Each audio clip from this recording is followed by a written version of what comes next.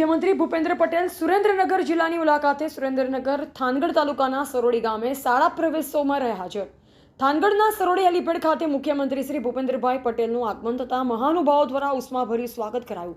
રાજ્યભરમાં કન્યા કેળવણી અને શાળા પ્રવેશોત્સવ 2024ની ઉમંગ ઉલ્લાસભેર ઉજવણી થઈ રહી છે, જે અંતર્ગત આજરોજ શાળા પ્રવેશોત્સવ કાર્યક્રમના અંતિમ દિવસે ગુજરાતના મુખ્યમંત્રી શ્રી ભૂપેન્દ્રભાઈ પટેલ સુરેન્દ્રનગર જિલ્લાના થાનગઢ તાલુકાના સરોડી ગામે બાળકોના નામાંકન અર્થે પધાર્યા.